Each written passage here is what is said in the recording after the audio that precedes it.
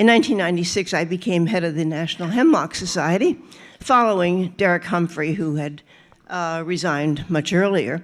And as you may know, you don't know, but Derek Humphrey in 1991 wrote a do-it-yourself book called Final Exit, now in its third edition, translated into 13 languages, sold all over the world, and on the New York Times bestseller list because people wanted to know some simple, clear formulas for how to end their lives peacefully. So when I became head of the National Hemlock Society, that's what we had to offer people. People would call all the time, desperate to die, and we would say, read Final Exit, pay close attention to page 85 or whatever, and good luck. But things were happening in 1996, for example, and we have two people here who were part of that. The first law ever permitting voluntary euthanasia and physician-assisted dying was passed in Darwin, Northern Territory, in 1996. And Bob Dent and Philip Nitschke were involved as the subject and author. No. Philip Nitschke helped Bob Dent die using voluntary euthanasia.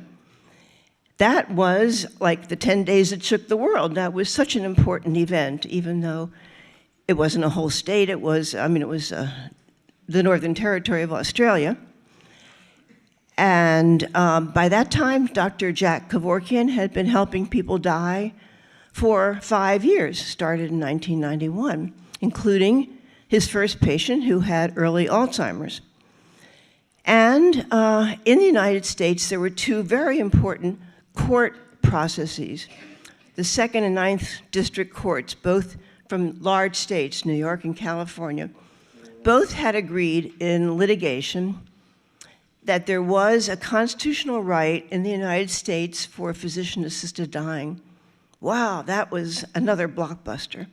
So encouraging. So when I stepped into this role, there were a lot of good, encouraging things that were happening that made people think maybe there's more to this than, well, maybe we're finally going to win this campaign. So the following year, though, the Northern Territory law was rescinded.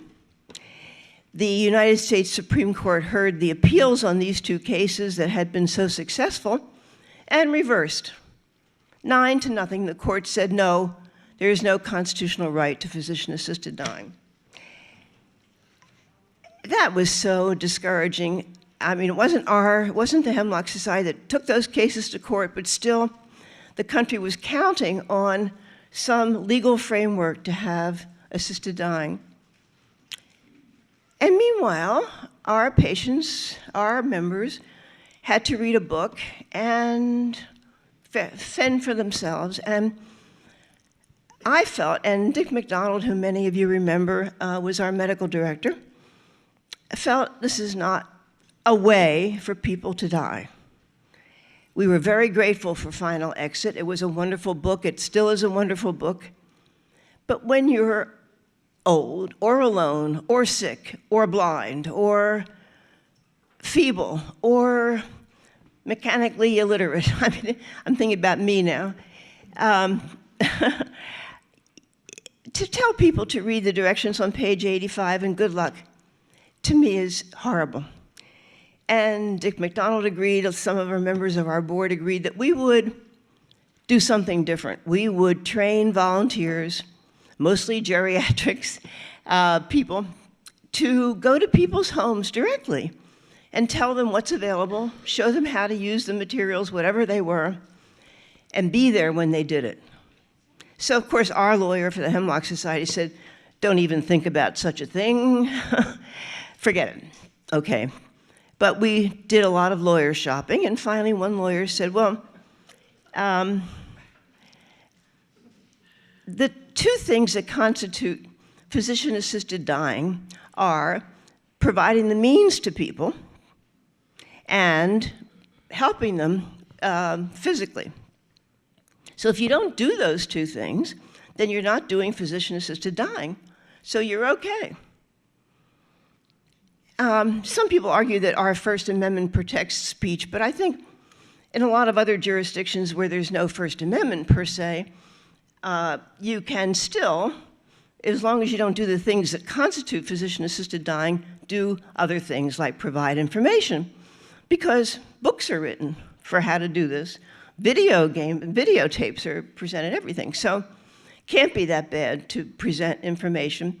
And then we wanted to add support. So we wanted to be in people's homes and to instruct them, and then to be there if they wanted us when they died. So that's what it was. And we called it the Caring Friends Program. And it was, if you used the book Final Exit, that is a do-it-yourself method. It's a method that Philip Nitschke advocates for Exit International. Just give people the information, let them go to the store, go to the internet, get their stuff, and do it. And of course, a lot of people feel that way too, and they don't want all this bureaucracy and explaining how much you're suffering and all the 18 pages of paperwork that doctors have to do and all that. Okay, so do it yourself is certainly a method. The problem is that, first of all, it's hard to get the right stuff sometimes. But more importantly, as I said before, it's hard sometimes to do all this by yourself. And if you're sick and blind and all these things, do it yourself is a little bit cold, I guess. I was going to say brutal. In some cases, it could be. Okay, so we asked for volunteers from our members. And in 1998, we trained 28 people to go anywhere in the United States at no charge, in pairs, trained to tell people what was available, which in 1998, actually, we didn't know what was available. There were things we could smuggle from Mexico, but it was pretty uncertain. And we've always counted on new technologies for self-deliverance as an informal organization that Philip has sort of now taken over, but was something Derek and John Hofstas and a few other people started to look for new technologies for self-deliverance. And at that point, they had discovered the helium method. So when we trained our second class of 28, another 28 volunteers in 1999, they taught us, the technology people, how to use the helium method. So people could get a tank anywhere, it was fairly easy, and hook it up with a plastic bag over their heads, and our volunteers would help them figure out what they needed, where to get it, essentially what it costs, and rehearse with them the method so that if they decided to use it and call us back, the volunteers would come back again and again rehearse the method so that they would have it perfected.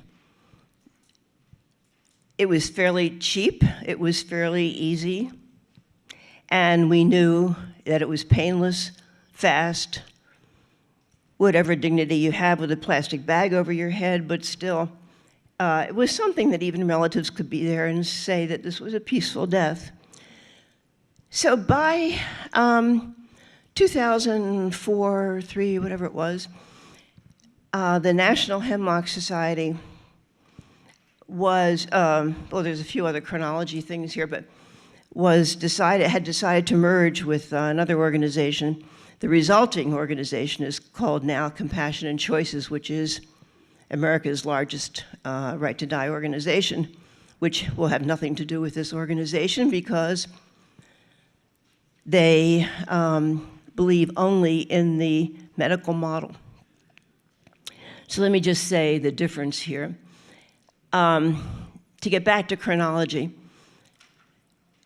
okay.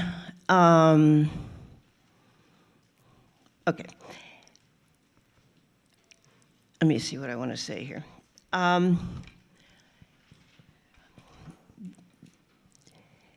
The medical model, which had finally passed, well, first in 1994 in Oregon, then went into effect in 1997. Again, one of these three historical years, 96, 97, 98.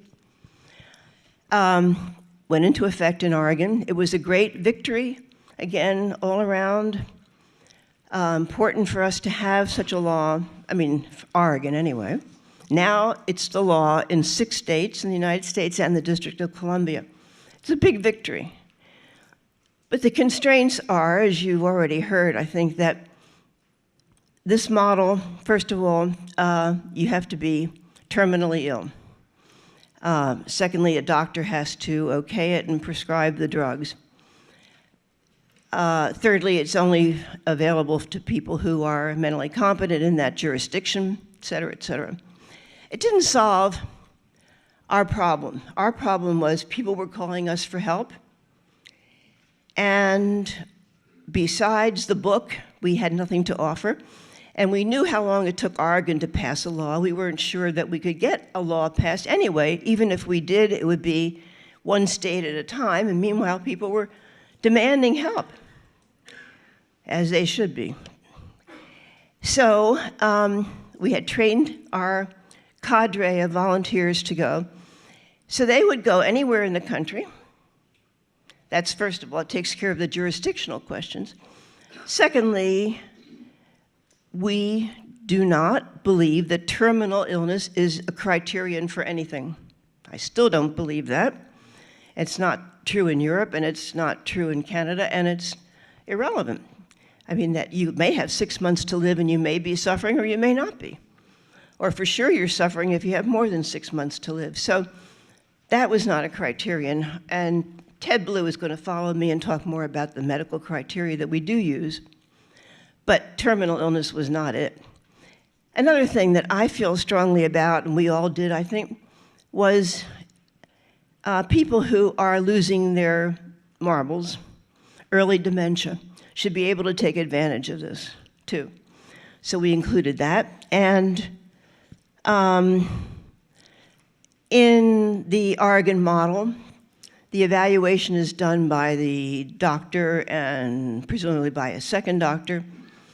In our model, we had a medical evaluation committee. Again, Dick McDonald. How many of you remember Dick McDonald talking about these ghosts here? Thank you, Ted. And Hugh, yeah, wonderful man. In fact, he's presented this model, 2 minutes, he's presented this model to the World Federation several times. So our medical evaluation committee would screen the people, and then those eligible would be visited by the exit guides. So essentially, that is the thing. I think we feel that we're protected by the First Amendment in America, but it's not necessary. I think if you don't do exactly what physician-assisted dying is in that country, you do something else, you're still protected. We've had 3 lawsuits now, and working on the 3rd about the definition of physician-assisted dying. We were found guilty in Minnesota, paid a fine, but we're appealing it now. And essentially, it's not a do-it-yourself model, but you do it yourself. It's not a medical model because you're not using a drug, but doctors do constitute the medical evaluation committee and are essentially the gatekeepers. So it's a mixed model.